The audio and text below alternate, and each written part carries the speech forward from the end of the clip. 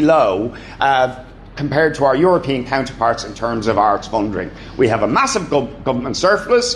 They have a lot of money for capital expenditure. Why they wouldn't want to invest in retaining this space as an important cultural space in the city centre is difficult to understand. And we will be supporting the campaign. There's a petition of 15,000 signatures to date, so there's a lot of support for this. The artistic community are mobilising, the local community are mobilising. There's a big meeting taking place in the complex tomorrow at 5 in the evening, and you will hear more about this, and we intend to put the government under major pressure. So just one other issue, if I can just mention, the taxi drivers who I've been speaking up for, and we've been speaking up for over the last few weeks, have suspended their protests over the fixed fare threat from Uber, a threat to undermine their livelihoods and the regulated fare structure in the taxi industry, on foot of an engagement with TDs and with the government in the Dáil.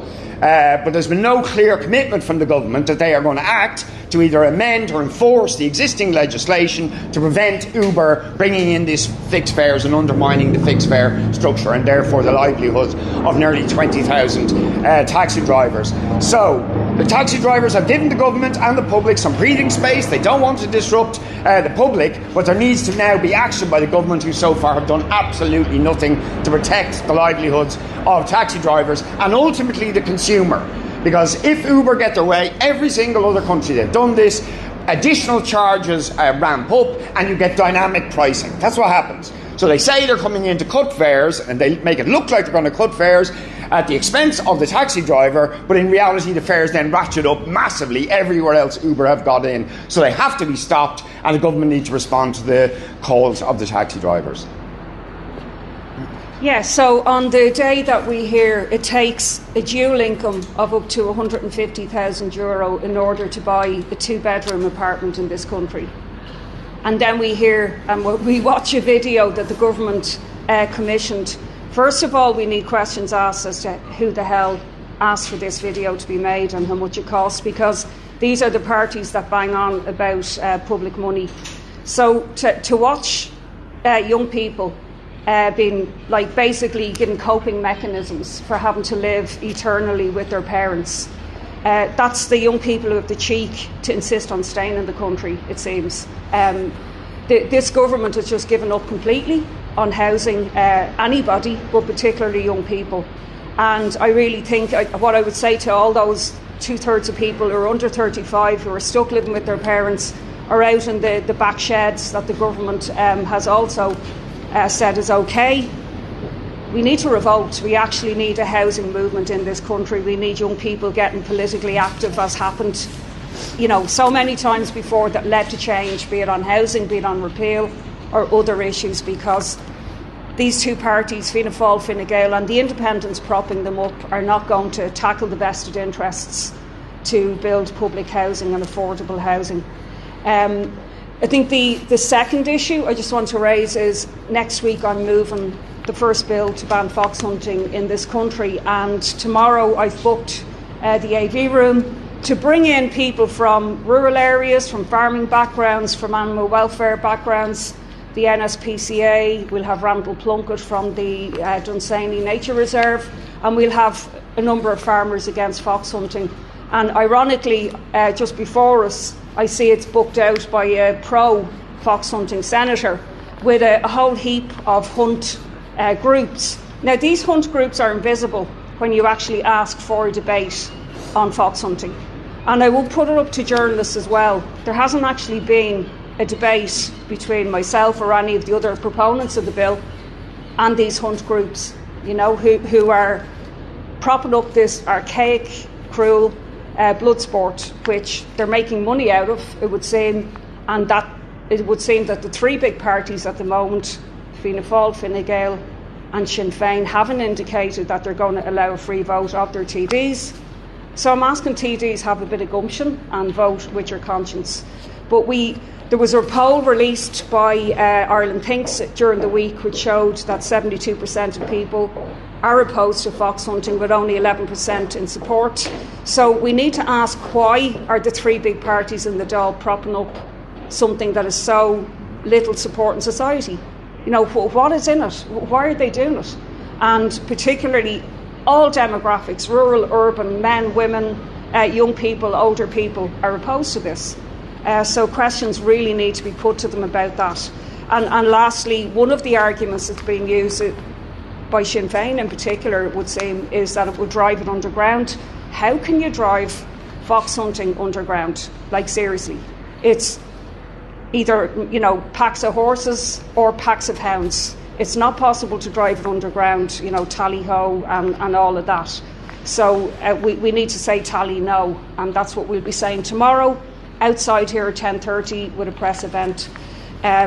And just lastly, if I can briefly mention a very important local issue, but very symptomatic of what's happening around the country, is the imposition of parking charges in Blanchardstown Centre. Now, Blanchardstown Centre has a huge number of civic and public facilities, the council office, theatre, breast check, medical facilities, library, and so on and so forth.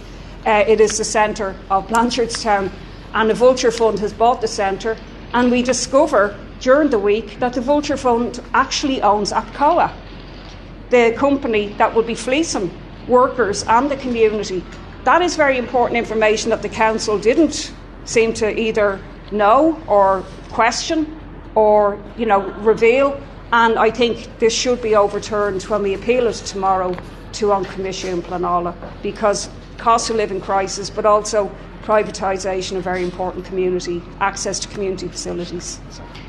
Richard, can I ask just the Taoiseach was speaking to the media this morning, and that video was brought up, and he strongly defended it by first of all saying, it was put up by Spunit, which is a charity, but he also said we shouldn't give a knee-jerk reaction to this. I mean, he'd probably strongly reject your claims that he'd say the government's doing everything they can. Look, my son just moved back in with me, and I can tell you, he doesn't need a government video to tell him to do household chores, right? What he wants from the government is some prospect of being able to afford a rental property or to maybe even buy a house at some point in the future, which at the moment most young people feel they have absolutely zero opportunity to do so, and that the government has failed them absolutely diabolically. And the government, we had a Department of Finance report there recently where the Department of Finance is saying there's no end in sight for the current housing crisis, that we're looking at another 15 years. So in that context, this video is just unbelievable. It's just laughable. It's sort of surreal, but of course there's a very serious side to it, because it is a government saying we are not going to be able to solve this crisis, so what you got to do is work out how we don't end up fighting with our parents over doing the dishes and household chores.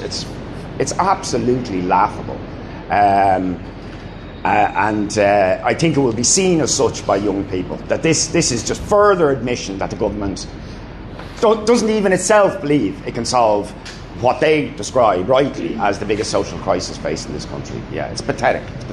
I'm waiting on the parents' video now as well. Yeah. I'm hoping the government gives us coping mechanisms.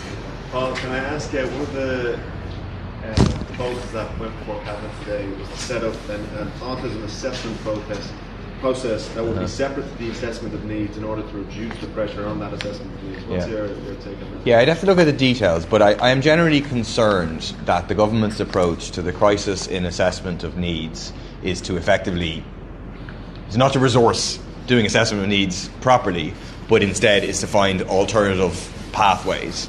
We went down the road before of inadequate assessment of needs, and then the result was that a whole cohort had to have their assessment of needs redone because the assessment of needs that was done wasn't appropriate.